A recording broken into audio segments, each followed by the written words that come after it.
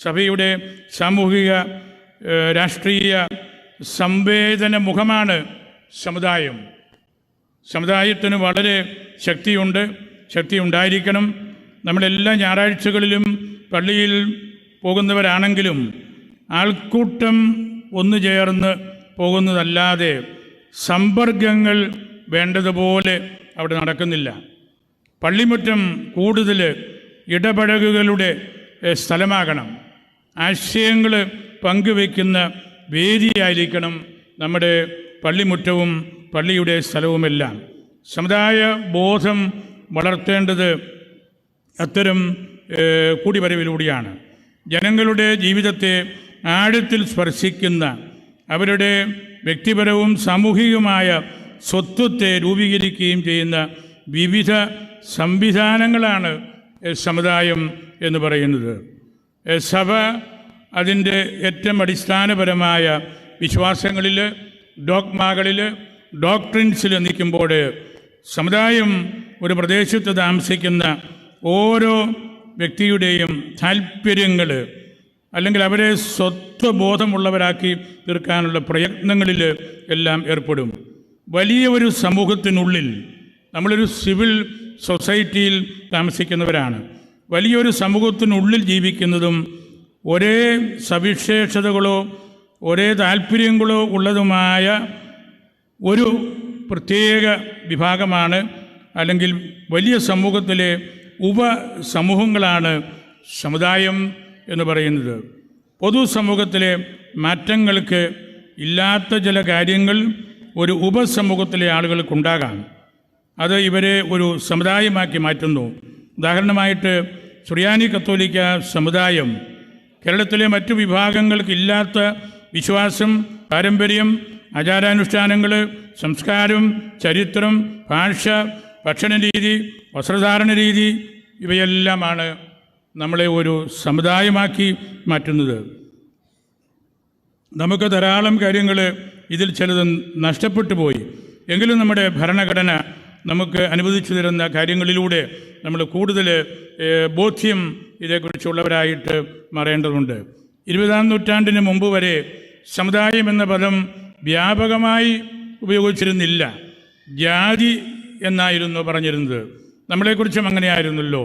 ജാതിക്ക് കർത്തവ്യൻ എന്ന് നമ്മളുടെ തലവനെക്കുറിച്ച് പറഞ്ഞതിൻ്റെ കാരണവും അന്ന് നമ്മൾ സമുദായത്തെക്കാൾ ജാതി എന്ന ആ ഒരു നിലയിൽ നിൽക്കാൻ കാരണം ഇവിടെ എല്ലാവരും അങ്ങനെയായിരുന്നു. നായന്മാരും അല്ലെങ്കിൽ ഇടവര്, മറ്റ് വിശ്വാസ പാരമ്പര്യത്തിൽപ്പെട്ടവരെല്ലാം ജാതിപ്പേരിലാണ് അറിയപ്പെട്ടുകൊണ്ടിരുന്നത്. നമ്മൾ ജാതിയിൽ നിന്ന് സമുദായത്തിലേക്കൊന്ന് വളർന്നതാണ്.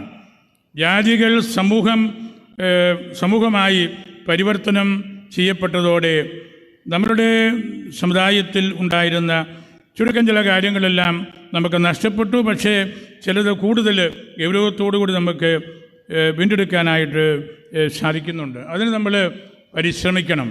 ദിവ്യശാസ്ത്രത്തിലൊരു പഴഞ്ചൊല്ലുണ്ട്, after the dove the devil. നിങ്ങൾക്കതറിയാം, ചെമാർക്ക് ഉറപ്പായിട്ടും അറിയാം. ആഫ്റ്റർ ദ ഡൗ, ഈശോയുടെ മാമോദീസായെക്കുറിച്ചാണല്ലോ അത്. After the dove the devil. പ്രാവ് ഇറങ്ങി ദൈവത്തിൻ്റെ പുത്രനാണെന്ന് പറഞ്ഞു കഴിഞ്ഞ ഉടനെ പിന്നീട് നമ്മൾ കാണുന്നത് പിശാചിനെയാണ്. After the dove the devil. അങ്ങനെയുള്ള അറ്റാക്കുകൾ നമ്മുടെ സമുദായത്തിന് നിരവധിയായ മേഖലകളിൽ നിന്ന് ഉണ്ടാകുന്നുണ്ട്. അതിൻ്റെ എല്ലാം ഫലമായിട്ട് നമുക്ക് സമുദായത്തെക്കുറിച്ചും സഭയെക്കുറിച്ചുമുള്ള വേണ്ടത്ര അറിവ് ഇല്ലാതെ പോകുന്നുണ്ട്. ആ അജ്ഞത ഒരു ആത്മനിഷേധം തന്നെയാണ്. നമ്മൾ ആരാണെന്നും നമ്മുടെ ആചാരങ്ങളും നമ്മുടെ കെട്ടുറപ്പും എന്താണെന്ന് നമ്മൾ മനസ്സിലാക്കാതെ പോകുന്ന ഒരു ജീവിതക്രമമാണിത്. ജാതി, വംശം, കുലം, ഗോത്രം, പ്രദേശം, സംസ്കാരം, ഭാഷ ഇവയെല്ലാമാണ് സമുദായത്തോട് ബന്ധപ്പെട്ട് നിൽക്കുന്നത്. ജനം, പൊതുജനം, വ്യക്തി എന്നിവയുടെ മധ്യവർത്തിയായിട്ട് നിൽക്കുന്ന യാഥാർത്ഥ്യമാണവ. എല്ലാവരെയും ഉൾക്കൊള്ളുന്ന യാഥാർത്ഥ്യമാണ് ജനം. സഭ ദൈവജനമാണ്. ആ വിശ്വാസത്തിലേക്ക് ആര് വന്നാലും സഭ അവരെ ഉൾക്കൊള്ളും. സഭ ദൈവജനമാകുമ്പോൾ അത് ലോകത്തിലേക്ക് തുറന്നിരിക്കുന്നതാണ്. എല്ലാവരെയും ഉൾക്കൊള്ളുന്നതാണ്, സ്വഭാവത്താൽ പ്രേക്ഷിതയാണ്. സഭയ്ക്ക് ഞാൻ പറഞ്ഞതുപോലെ അതിൻ്റെ ഡോക്ട്രൈനലായിട്ടുള്ള കാര്യമുണ്ട്. അത് വെറുതെ ഒരു വിമർശന വേദിയല്ല, അതൊരു വെറും ഓർഗനൈസേഷനുമല്ല, അത് ക്രിറ്റിസിസത്തിന് വേണ്ടി നമ്മൾ വന്നിരിക്കുന്ന ക്ലബ്ബുമല്ല. അതൊരു വിശ്വാസ സംഹിതയുടെ ചുറ്റും ക്രേദോ, നമ്മൾ എന്ത് വിശ്വസിക്കുന്നുവോ അതിന് ചുറ്റുമുള്ള നമ്മളുടെ കൂടിവരവും അതിനെ ഇൻറ്റേർണലൈസ് ചെയ്യാനുള്ള പരിശ്രമവുമാണ്. സമുദായം യാഥാസ്ഥിതിക മൂല്യങ്ങൾക്ക് വേണ്ടിയാണ് നിൽക്കുന്നത്. പാരമ്പര്യമായി സിദ്ധിച്ച മൂല്യങ്ങളെ സംരക്ഷിക്കുകയാണ് ലക്ഷ്യം. അതുകൊണ്ട് സമുദായം കൺസർവേറ്റീവാണ്. To conserve the values. നമ്മളെ പിടിച്ച് നിരവധിയായ മേഖലകളിൽ നമ്മൾ സമുദായത്തെക്കുറിച്ചും സുറമലബാർ പൈതൃകത്തെക്കുറിച്ചും സുറിയാനി ഭാഷയെക്കുറിച്ചുമെല്ലാം പറയുന്നതിൻ്റെ കാരണം അതാണ്. നമ്മുടെ ദൗത്യം കൺസേർവ് ചെയ്യുക എന്നതാണ്, ഉള്ളത് നഷ്ടപ്പെടുത്തി കളയാതിരിക്കുക എന്നതാണ്. പൗലോസ് പറഞ്ഞ കാര്യങ്ങളും അതാണല്ലോ. നിനക്കെന്ത് ലഭിച്ചുവോ അത് നീ കാത്തുസൂക്ഷിക്കുക. കാത്തുസൂക്ഷിക്കാൻ നമുക്ക് നിരന്തരമായ പഠനവും മുന്നേറ്റ പ്രസ്ഥാനങ്ങളും എല്ലാം വേണം. സുറിയാനി സമുദായം ഒന്നിക്കണം. ഇന്ന് നമ്മൾ സുറിയാനി സഭ 7 സഭകളായിട്ട് വ്യത്യസ്ത നിലകളിലാണ് നിൽക്കുന്നത്. ഇന്നലെ 7 സുറിയാനി സഭകളുടെയും മേലധ്യക്ഷന്മാരും വിശ്വാസികളുടെ തിരഞ്ഞെടുക്കപ്പെട്ട ആളുകളും നമ്മുടെ രൂപതാ കേന്ദ്രത്തിൽ ഒന്നിച്ച് 3 മണിക്കൂർ ഈ സമുദായ ശക്തീകരണത്തിൻ്റെ കാര്യങ്ങളെല്ലാം പറഞ്ഞു. 7 സുറിയാനി സഭകൾ ഒന്നിച്ചു നിന്നാൽ അത് നമുക്ക് ചിന്തിക്കാൻ പറ്റാത്ത വിധത്തിലുള്ള ഒരു സ്വാധീനം നമ്മളുടെ വിശാല സമൂഹത്തിലും നമ്മളുടെ ഓരോ കുടുംബങ്ങളിലും അത് കൊണ്ടുവരുമെന്നത് ഉറപ്പാണ്. അതുകൊണ്ട് നമ്മളുടെ 7 സുറിയാനി സഭകളുടെ ഒന്നിപ്പ് വളരെ ദീർഘവീക്ഷണത്തോടു കൂടിയ കാര്യങ്ങളിലേക്കും നമുക്ക് ഭാവിയിൽ വളരാനുള്ള എല്ലാ മാർഗങ്ങളിലേക്കും അത് നമ്മളെ കൊണ്ടെത്തിക്കും. സമുദായത്തിൻ്റെ ഗുണമേന്മയുടെ അംബാസഡർമാരാണ് നമ്മൾ ഓരോരുത്തരും. ഇവിടെ വിചാരിച്ചൻ പറഞ്ഞല്ലോ, നമ്മളതിൻ്റെ വക്താക്കളായിട്ട് മാറുകയാണ്, സ്ലിഹന്മാരായിട്ട് മാറുകയാണ്. അവിടെ നമ്മൾ ശബ്ദിക്കാതിരുന്നാൽ നമുക്ക് ബുദ്ധിമുട്ടുണ്ടാകും. സമുദായ ശക്തീകരണത്തിന് നമ്മൾ കേൾക്കണം, നമ്മൾ സംസാരിക്കണം. നസ്രാണി പാരമ്പര്യത്തെക്കുറിച്ച് അതിൻ്റെ ചരിത്രത്തെക്കുറിച്ച് കൂടുതലായിട്ട് ഉള്ളിലെടുത്ത് സംസാരിക്കാനായിട്ട് നമുക്ക് സാധിക്കണം. ആദ്യകാലത്ത് നമുക്കുണ്ടായിരുന്ന ഏറ്റവും വലിയൊരു മാർഗമായിരുന്നു നമ്മുടെ ദീപിക. നസ്രാണി ദീപിക എന്നാണല്ലോ അതറിയപ്പെട്ടിരുന്നത്. സമുദായ ഐക്യം ശക്തിപ്പെടുത്താൻ കുര്യാക്കോസ് എലിയാസച്ചൻ്റെ ഉത്സാഹത്തിൽ 1887 തുടങ്ങിയ നസ്രാണി ദീപികയിൽ പത്രാധിപർ നിധീലിക്കൽ മാണിക്യത്തിനാൻ നടത്തിയ കർത്തവ്യാഹ്വാനം 3 കാര്യങ്ങളായിരുന്നു. 1, ഭരണാധികാരികൾക്ക് മുന്നിൽ സാധാരണക്കാരുടെ ആവശ്യങ്ങൾ പ്രതിനിധീകരിക്കുക. 2, ജനങ്ങളുടെ അനിഷേധ്യമായ അവകാശങ്ങൾ സംരക്ഷിക്കുകയും പരിപാലിക്കുകയും ചെയ്യുക. 3, സത്യത്തിനും നീതിക്കും സ്വാതന്ത്ര്യത്തിനും വേണ്ടി പോരാടുകയും കേരളത്തിലെ വേർപിരിഞ്ഞ സഹോദരങ്ങളെ ഒന്നിപ്പിക്കുകയും ചെയ്യുക. അതിനുവേണ്ടിയായിരുന്നു നസ്രാണി ദീപിക ആരംഭിച്ചത്. നസ്രാണി എന്ന ആ പദപ്രയോഗമായിരുന്നു നമുക്ക് ഏറ്റവും വലിയ ശക്തി പകർന്നത്. നിധീലിക്കൽ മാണിച്ചന് ആദ്യത്തെ പത്രത്തിൽ തന്നെ എഴുതി, സത്യപ്രകാശം ഇതം ശുഭവൃത്ത പത്രം. നല്ല വൃത്താന്ത പത്രത്തിൻ്റെ ലക്ഷ്യം സത്യത്തെ പ്രകാശിപ്പിക്കുകയാണ്. അതുകൊണ്ടാണ് അതിൻ്റെ ആദ്യ പേര് തന്നെ നസ്രാണി ദീപിക എന്ന് കൊടുത്തത്. പിന്നീട് ചില സാങ്കേതികമായ കാരണങ്ങളാൽ നസ്രാണി എന്നുള്ള അട്രിബ്യൂട്ട് നമുക്ക് മാറ്റേണ്ടതായിട്ട് വന്നു. നസ്രാണി സമുദായ ദൈർഘ്യമേറിയ ഒരു ശ്ലൈഹിക പാരമ്പര്യം കാത്തു സൂക്ഷിക്കുന്നവർ, മറ്റാരും ഇതുപോലെ നേരിട്ടുള്ള ഒരു ശ്ലൈഹിക ബന്ധത്തോട് പിടിച്ചു നിൽക്കാൻ കെൽപ്പുള്ളവരില്ല. അതുകൊണ്ട് തന്നെ നമുക്ക് വലിയ ശക്തി ലോകത്തിൻ്റെ ഏത് ഭാഗത്തും ഉണ്ട്.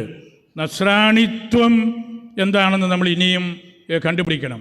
അത് ശ്ലീഹായിലൂടെ നമുക്ക് കിട്ടിയ നസ്രായൻ്റെ ആ ഒരു വലിയ ഉൾക്കാഴ്ചയാണ് എന്ന് നമ്മൾ തിരിച്ചറിയണം. അവിടെ സുറിയാനിക്കും പ്രാദേശിക പാരമ്പര്യങ്ങൾക്കും ഈ രാജ്യത്തിൻ്റെ ആത്മീയ സംവിധാനത്തിനുമെല്ലാം ശക്തമായ സാന്നിധ്യമുണ്ട് എന്ന കാര്യം നമ്മൾ മറന്നു കളയരുത്. സമുദായ പരിധിക്ക് പുറത്തും നമുക്ക് സ്നേഹം പകർന്നു കൊടുക്കാനായിട്ട് സാധിക്കണം. ഒരുപക്ഷേ ഈ സഭയുടെ ഏറ്റവും വലിയ ഒരു ചിന്തയും മറ്റുള്ളവർക്ക് അതുതന്നെയായിരിക്കാം. ഓരോ ക്രിസ്ത്യാനിയും ഒരു മിഷണറിയാണ്. ഓരോ ക്രിസ്ത്യാനിയും അവൻ്റെ ജീവിതത്തിൽ മറ്റുള്ളവരോട് ബന്ധപ്പെട്ട് ജീവിക്കുന്നവരാണ്. അതുകൊണ്ട് നമുക്ക് വലിയൊരു ഉത്തരവാദിത്വമുണ്ട് എന്ന കാര്യം നമ്മൾ മറന്നു കളയരുത്. നമ്മൾ ഏറ്റവും സന്തോഷത്തോടുകൂടി നമ്മൾ കാത്തു സൂക്ഷിക്കുന്ന നമ്മുടെ ദൈവാരാധനക്രമം, അതിൻ്റെ ആചാരാനുഷ്ഠാന വിധികൾ എല്ലാം കുറവ് കൂടാതെ പാലിക്കാനായിട്ട് നമുക്ക് ഉത്തരവാദിത്വമുണ്ട്, കടപ്പാടുണ്ട്. ദൈവത്തിൻ്റെ സാന്നിധ്യം നമ്മൾ ഏറ്റവും കൂടുതൽ അടുത്ത് അറിയുന്നതും പരിശുദ്ധ കുർബാനയുടെ അർപ്പണത്തിലാണ്. ഭൗതികമായ വളർച്ച ഇന്നൊരുപാട് നടക്കുന്നുണ്ട്. ഭൂമി പകുത്തു നൽകുന്നതും ഭൂമിയിലെ പല മൂലാദികളെല്ലാം നമ്മൾ ഉപയോഗിക്കുന്നതും ഒക്കെ നമുക്കെല്ലാവർക്കും അറിയാം. എന്നാൽ നമ്മൾ താരതമ്യേന ഭൂമിയെ കാർഷിക വൃത്തിയിലൂടെ ഇന്ന് സൂക്ഷിക്കുന്നവരുടെ എണ്ണം കൈവിരലുകളിലേക്ക് ഒതുങ്ങുകയാണ്. നമുക്ക് ഭക്ഷ്യ നാണ്യ വിഭവങ്ങളെല്ലാം കുറയുന്നുണ്ട്. അതിനാൽ പഴയ രീതിയിലുള്ള കാർഷിക വൃത്തിയും അതിലെ അധ്വാനത്തിൻ്റെ മധുരവും ചേർന്ന അധ്വാനവർഗം, നസ്രാണി അധ്വാനവർഗം എന്ന സ്വത്വം നമുക്ക് കുറേയെല്ലാം നഷ്ടപ്പെട്ടു. പക്ഷേ നമ്മുടെ ആളുകൾ, പ്രത്യേകിച്ച് നമ്മുടെ രൂപത അക്കാര്യത്തിൽ വളരെയേറെ ശ്രദ്ധിക്കുന്നുണ്ട്. ആ ഒരു ഐഡൻറ്റിറ്റി, നസ്രാണി വർഗത്തിൻ്റെ ഐഡൻറ്റിറ്റി, അധ്വാനവർഗം എന്നുള്ള ആ പേരാണ് എന്നത് കണ്ടെത്താനായിട്ടുള്ള പരിശ്രമത്തിലാണ് നമ്മളെല്ലാവരും. JB കോശി കമ്മീഷൻ അവരുടെ റിപ്പോർട്ട് തയ്യാറാക്കാൻ വന്നപ്പോൾ ഏറ്റവും കൂടുതൽ ആശയങ്ങൾ, പെറ്റീഷൻസ് കൊടുത്തത് പാലാരൂപതയിൽ നിന്നാണ്. കാരണം ഇതെല്ലാം നമ്മുടെ സമുദായവുമായിട്ട് ബന്ധപ്പെട്ട കാര്യങ്ങളാണ്. നമ്മുടെ കുടുംബങ്ങളാണ് ഏറ്റവും പ്രധാനപ്പെട്ട കാര്യം. കുടുംബാംഗങ്ങളിൽ മിക്കവരും ദൂരദേശത്തായിരിക്കുമ്പോൾ ഗൗരവമായ ചിന്തകൾ അനുവദിക്കാത്ത വാട്സപ്പ് കോളുകളുടെ ആധിക്യത്തിലും ലാഘവത്തിലും ബന്ധങ്ങളുടെ ചരടുകൾ പണ്ടത്തെ പോലെ ശക്തമല്ല. അത് നമ്മൾ തിരിച്ചറിയണം. പരസ്പരം കാണാനുള്ള സാഹചര്യം ഇല്ലാത്തപ്പോൾ എഴുതുന്ന കത്തുകളിലെ ഊഷ്മളതയും ഗൗരവവും പലപ്പോഴും വാട്സപ്പ് കോളുകളിൽ കേൾക്കുകയും കാണുകയും ചെയ്യുമ്പോഴുള്ള സാധാരണത്വത്തിൽ നഷ്ടപ്പെട്ടു പോകുന്നു എന്ന കാര്യവും നമുക്കറിയാം. വാട്സാപ്പ് സംഭാഷണ രീതിയിലും ഭാഷയിലും നഷ്ടമാകുന്നത് വലിയ മൂല്യങ്ങളാണ്. ഇത് ആധുനിക സൗകര്യങ്ങൾ നമ്മുടെ ബന്ധങ്ങളെ ദുർബലമാക്കിയതിൻ്റെ ഒരു നല്ല ഉദാഹരണമാണ്. ഡിജിറ്റലൈസേഷനും സോഷ്യൽ മീഡിയയും പുതിയ ഒരുമയേക്കാൾ ഒറ്റപ്പെടലിനും ഏകാന്തതയ്ക്കും കാരണമാകുന്നുണ്ട്. പല തലങ്ങളിലും വളരുന്ന അരക്ഷിതാവസ്ഥ സ്വത്വാധിഷ്ഠിത അതിർത്തികൾ നിർണയിച്ച് എനിക്കിത് വേണം, എനിക്ക് മറ്റൊന്നും വേണ്ട എന്ന് നമ്മൾ വാശി പിടിക്കുമ്പോഴാണ് ആ വാശിപിടുത്തത്തിൽ വലിയ ഡിപ്രഷൻ ഉണ്ടാകുന്നവരും അതിൻ്റെ ഫലമായിട്ട് ആത്മഹത്യയിലേക്ക് പോകുന്നവരുമൊക്കെ വളരെയേറെയാണ്. നമ്മൾ നമ്മുടെ കുടുംബ ബന്ധങ്ങളെ നിസ്സാരമായിട്ട് കരുതരുത്. പഴയ കാലത്ത് പറഞ്ഞുകൊണ്ടിരുന്ന നല്ല വാക്കായിരുന്നല്ലോ കെട്ടിയോൻ, കെട്ടിയോൻ, കെട്ടിയവൾ. അത് വലിയ സമുദായ ഐക്യം പകരുന്ന വാക്കായിരുന്നു. എന്നെ കെട്ടിയവനാണ് നീ, ഈ കെട്ടഴിച്ച് പോകാൻ നിനക്കൊക്കില്ല. അതാണ് കെട്ടിയോൻ. കെട്ടിയവളും അതുതന്നെ. ആ കർമ്മത്തിന് എന്ന് പറഞ്ഞുകൊണ്ടിരുന്നത് തക്സാദ് സൂവാഹ എന്നാണ്. സൂവാഹ എന്ന് പറഞ്ഞാൽ കലപ്പ. കളയന്മാരുടെ പടലിക്ക് കലപ്പ വെച്ച് കണ്ടം പൂട്ടാൻ വേണ്ടി ഈ പ്രദേശമെല്ലാം കണ്ടകൃഷിയുടെ നാടുകളായിരുന്നല്ലോ, ഇപ്പോഴുമുണ്ട്. ആ നുകം വെച്ച് കെട്ടുന്ന ക്രമം എന്നാണ് ഈ കല്യാണത്തിൻ്റെ ടെക്സ്റ്റിൻ്റെ പേര് തന്നെ. സുറിയാനി ടെക്സ്റ്റിൻ്റെ പേരതാണ്. അതുകൊണ്ടാണ് കെട്ടിയോൻ എന്നും കെട്ടിയവൾ എന്നുമെല്ലാം നമ്മൾ വിളിച്ചുകൊണ്ടിരുന്നത്. നമുക്ക് വലിയ അടിസ്ഥാനപരമായ ബന്ധമായിരുന്നു. പഴയ നിയമത്തിൽ അബ്രാഹാം തൻ്റെ മകനെ ബലിയർപ്പിക്കാൻ വേണ്ടി മൊറിയാമലയിലേക്ക് കൊണ്ടുപോയപ്പോൾ ആ അധ്യായം നമ്മൾ വായിക്കുമ്പോൾ സാറായിക്ക് അതേക്കുറിച്ച് വലിയ അറിവുള്ളതുപോലെ നമുക്ക് തോന്നുകയില്ല. ഒരുപക്ഷെ അത് പറഞ്ഞു പോകാനുള്ള വിഷമമൊക്കെ കൊണ്ടായിരിക്കാം. പക്ഷേ സാറായിക്ക് അറിയാമായിരുന്നു അബ്രാഹാം മലയിലേക്ക് ഇസ്ഹാക്കിനെയും കൊണ്ടുപോയി അവിടെ ആ മകനെ ബലികഴിക്കേണ്ടി വന്നില്ല. അതേക്കുറിച്ച് അപ്രയം പുണ്യവാളൻ 3 ചെറിയ ചോദ്യങ്ങൾ അവിടെ ചോദിക്കുന്നുണ്ട്. ഈ സാറ സംസാരിക്കുന്നതായിട്ട് അബ്രാഹത്തോട് ആ ചോദ്യം ഇതായിരുന്നു: നിങ്ങൾ മലയുടെ മുകളിൽ ചെന്നപ്പോൾ അവൻ എന്നെ നോക്കിയില്ലേ? ഞാൻ കൂട്ടത്തിലുണ്ടോ എന്ന് അവൻ എന്നെ നോക്കിയില്ലേ? രണ്ടാമത്തെ ചോദ്യം, എന്നെക്കുറിച്ച് അവനൊന്നും സംസാരിച്ചില്ലേ?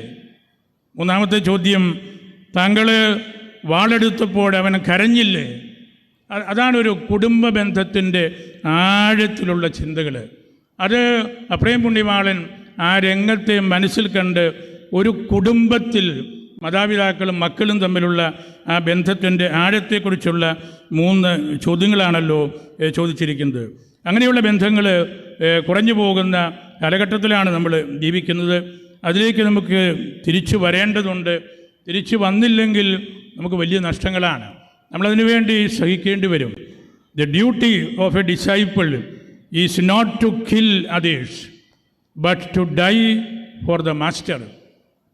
ഒരു സ്ലീഹായുടെ, ഒരു പട്ടാളക്കാരൻ്റെ, ഒരു ഡിസൈപ്പിളിൻ്റെ ചുമതല മറ്റുള്ളവരെ കൊല്ലുക എന്നതല്ല, but to die for the master. ഈശോയ്ക്ക് വേണ്ടി മരിക്കുക. നമ്മുടെ ആത്യന്തികമായിട്ടുള്ള ലക്ഷ്യം എന്താണോ അതിനുവേണ്ടി മരിക്കുക എന്നുള്ള ആ കാര്യത്തിൽ നമ്മൾ ഉറച്ചു നിൽക്കുമ്പോൾ മാത്രമാണ് നമ്മുടെ സഭയുടെ അടിസ്ഥാന മൂല്യങ്ങൾ നമുക്ക് സംരക്ഷിക്കാനായിട്ട് സാധിക്കുകയുള്ളൂ. സഭയെക്കുറിച്ചുള്ള ധാരണയിൽ നമ്മൾ ഇനിയും കൂടുതൽ ആഴപ്പെടേണ്ടതുണ്ട്. നമുക്ക് നമ്മുടെ സമുദായത്തിൻ്റെ ഏറ്റവും വലിയ ഒരു ശക്തി നമ്മളുടെ സമർപ്പിത സഹോദരിമാരാണ്. ആ സഹോദരിമാരുടെ എണ്ണം കുറയുമ്പോൾ വാസ്തവത്തിൽ നമ്മുടെ സഭ ആ നിശബ്ദതയിൽ മരിക്കുകയാണ്. വലിയ അളവിൽ സമർപ്പിത സഹോദരിമാരുടെ അംഗബലം കുറഞ്ഞു വരികയാണ്. അത് സഭയുടെ മരണത്തിൻ്റെ കാരണമാകുന്നു. ഈ സമുദായത്തിൻ്റെ ഏറ്റവും വലിയ നഷ്ടത്തിൻ്റെ കാരണമാകുന്നു എന്ന് രാക്കന്മാർ പറഞ്ഞു വെക്കുന്നതിൻ്റെ മഹത്വം നമ്മൾ തിരിച്ചറിയണം. നമ്മൾ ബന്ധപ്പെടുന്ന എല്ലാവരും നമുക്ക് പ്രധാനപ്പെട്ടവരാണ്. അതിൽ മുഖ്യ ധാരയിൽ നിൽക്കുന്ന ഒരു വലിയ വിഭാഗമാണ് നമ്മളുടെ സമർപ്പിത സഹോദരിമാർ. ഇവിടെയും ധാരാളം സിസ്റ്റേഴ്സ് ഇതിൽ വന്ന് പങ്കെടുക്കുന്നുണ്ട്. അവർ നമ്മുടെ വലിയ ശക്തിയാണ്. ഈ സിസ്റ്റേഴ്സ് ഇല്ലാത്ത നസ്രാണി സമുദായം എന്ന് ചിന്തിക്കാൻ പോലും നമുക്ക് പറ്റുകയില്ല. അത്രമാത്രം അതിൻ്റെ വളർച്ചയിൽ, അതിൻ്റെ പൈതൃകം സംരക്ഷിക്കുന്നതിൽ കൂട്ടത്തിൽ നിൽക്കുന്നവരാണ്. അതുപോലെ നമ്മുടെ ദേവാലയത്തോട് ബന്ധപ്പെട്ട് നിൽക്കുന്ന ആളുകൾ, ഞാൻ നമ്മുടെ പ്ലാറ്റിനം ജൂബിലി സമാപന ഇടയലേഖനത്തിൽ പറഞ്ഞിരുന്നു, നമ്മൾ രാക്കന്മാരുടെയും അച്ഛന്മാരുടെയും എല്ലാം പടങ്ങൾ പള്ളിയിലും പള്ളിമുറിയിലും ഒക്കെ ഉണ്ട്. നല്ല കാര്യമാണ്. അച്ഛന്മാരുടെയൊക്കെ അവരാണ് ഇവിടെ അധ്വാനിച്ചത്. എങ്കിലും 10, 40, 50 വർഷങ്ങൾ ദേവാലയ ശുശ്രൂഷയ്ക്കെടുത്ത ആ ഒരു വലിയ ജോലി ചെയ്തവർ, അല്ലെങ്കിൽ 50 കൊല്ലം കുഴിവെട്ടുകാരനായിട്ട് പ്രവർത്തിച്ചവർ, അവരുടെയൊക്കെ അധ്വാനത്തിൻ്റെ ഫലമാണ് നമ്മളിന്ന് കാണുന്ന വലിയ ദേവാലയങ്ങളും നമ്മുടെ സൗഹൃദങ്ങളും എന്ന് നമ്മൾ മറക്കരുത്. അവരുടെ പടങ്ങൾ മുഖ്യസ്ഥാനത്ത് വെച്ചില്ലെങ്കിലും സാധ്യമായവരുടെയൊക്കെ അവരുടെ സങ്കീർത്തിയിലെങ്കിലും ഒന്ന് വയ്ക്കുന്ന ഒരു ചരിത്രത്തിൻ്റെ ഭാഗമാണ്. ഈ നസ്രാണിത്വം നമ്മൾ പിടിച്ചു നിർത്തുന്നതിൻ്റെ വളരെ സാധാരണഗതിയിലുള്ള എന്നാൽ വലിയ ഇംപ്ലിക്കേഷൻസ് ഉള്ള കാര്യമാണത്. ഇവിടെ കടുത്തുരുത്തി പള്ളിയിലെ സങ്കീർത്തിയിൽ അത് വെച്ച് കഴിഞ്ഞു. അതിലെനിക്ക് വലിയ അഭിമാനമുണ്ട്. അങ്ങനെയുള്ള കാര്യങ്ങൾ നമ്മൾ നോക്കുമ്പോഴാണ് നമുക്ക് വളരെയേറെ കാര്യങ്ങൾ ഇനിയും നമ്മൾ ചെയ്യേണ്ടതുണ്ട്. നമ്മളെന്തുകൊണ്ടാണ് അങ്ങനെയുള്ള ചേട്ടന്മാരെ കപ്പ്യാരച്ഛൻ എന്നാണ് വിളിച്ചുകൊണ്ടിരുന്നത്? കപ്പ്യാരച്ഛൻ. ആ കപ്പ്യാരച്ഛൻ വഴി നിരവധിയായ ദൈവവിളികൾ ഈ പാലാരവധി കിട്ടിയിട്ടുണ്ട്. എനിക്ക് കൃത്യമായിട്ടറിയാം. അവിടെയുള്ള വൈദികരെക്കാൾ ദീർഘനാൾ 10, 50 വർഷങ്ങൾ ശുശ്രൂഷയിൽ നിന്ന്, ഞാൻ അരുവിത്തറയും രാമപുരത്ത് വരുന്നതാണ്, 50 വർഷങ്ങൾ വരെ ആ ശുശ്രൂഷയിൽ നിന്ന ചേട്ടന്മാരാണ്. അവർ കപ്പ്യാരച്ഛന്മാരായിരുന്നു. അവരാണ് ഈ കുട്ടി അച്ഛനാകാൻ കൊള്ളാം, അല്ലെങ്കിൽ ഈ പെൺകുട്ടി മഠത്തിൽ ചേരുന്ന നല്ലതാണെന്നൊക്കെ പറഞ്ഞ് പ്രോത്സാഹിപ്പിച്ച് അവർക്ക് 1/2 നൂറ്റാണ്ടിൻ്റെ ചരിത്രമറിയാം. അവിടെയുള്ള വീടുകളെയെല്ലാം അറിയാം. അങ്ങനെയുള്ള വലിയ ഹൃദയ വിശാലത കൂടെ നമ്മൾ കാണിക്കണം. സഭയുടെ ശ്ലൈഹിക പാരമ്പര്യം നമ്മൾ മുറുകെ പിടിക്കുമ്പോൾ അത് സമുദായത്തിൻ്റെ നസ്രാണി പൈതൃകമാണെന്നും ആ പൈതൃകം സംരക്ഷിക്കപ്പെടുന്നത് അതിലെ ഓരോ വ്യക്തിയും വഴിയാണെന്ന് നമ്മൾ മനസ്സിലാക്കണം. ആ തിരിച്ചറിവിലേക്ക് കുറേ കൂടെ നമ്മൾ ഇറങ്ങേണ്ടതുണ്ട്. അങ്ങനെയുള്ളൊരു കാഴ്ചയാണ് പുനരുത്ഥാനത്തിൻ്റെ കണ്ണുകൾ കൊണ്ട് നമ്മൾ കാണണമെന്ന് വേദശാസ്ത്രികൾ പറയുന്നത്. ഉത്ഥാനം ചെയ്ത ഈശോയുടെ ആ കാഴ്ച, അതിലൂടെയാണ് നമുക്ക് ശ്ലൈഹിക പാരമ്പര്യവും നസ്രാണിത്വവും എല്ലാം സ്വന്തമാക്കിയത്. ആ ഒരു വലിയ കാഴ്ചപ്പാടിൽ നമുക്ക് കൂടുതൽ മുന്നോട്ട് പോകാനായിട്ട് സാധിക്കണം. പുനരുത്ഥാനത്തിലുള്ള വിശ്വാസത്തിലും പുനരുത്ഥാന രഹസ്യത്തിലുള്ള പങ്കാളിത്തത്തിലും മരിച്ചവരുടെ ഇടയിൽ ജീവിച്ചിരിക്കുന്നവരെ അന്വേഷിക്കാതിരിക്കാനും ഭൂതകാലത്തെ ശൂന്യമായ ശവകുടീരങ്ങളിൽ പോയി കരയാതിരിക്കാനും ഉയർത്തെഴുന്നേറ്റവനെ കണ്ടുമുട്ടാൻ കഴിയുന്ന ഇന്നത്തെ ഗലീലി, അത് നമുക്ക് കണ്ടുപിടിക്കാൻ സാധിക്കണം. ഗലീലിയിലാണ് ഉത്ഥാനത്തിൻ്റെ സന്ദേശം. ഉയർത്തെഴുന്നേറ്റവനെ കണ്ടുമുട്ടാൻ കഴിയുന്ന ഇന്നത്തെ ഗലീലി നമുക്ക് പരിചയമാണോ? അതുകൊണ്ടാണ് ഞാൻ പറഞ്ഞ അച്ഛന്മാരോട്, കപ്പിയാരന്മാരെയും കുടിവെട്ടുകാരെയും പള്ളിയിലെ മറ്റ് ശുശ്രൂഷകരെയും കൂടെ നമ്മൾ ചേർത്ത് പിടിക്കുമ്പോഴാണ് ഇന്നത്തെ ഗലീലിയിൽ ഇവരിലൂടെ ഉത്ഥിതൻ നമ്മെ സഹായിക്കുന്നുണ്ട്, സഭയെ ബലപ്പെടുത്തുന്നുണ്ട് എന്നുള്ള കാര്യത്തിലേക്ക് നമുക്ക് തിരിച്ചു വരാനായിട്ട് സാധിക്കുന്നത്. ഉയർത്തെഴുന്നേറ്റവനെ അന്വേഷിക്കുന്ന വേദികളായിട്ട് നമ്മുടെ എല്ലാ ഫോറങ്ങളും മാറണം.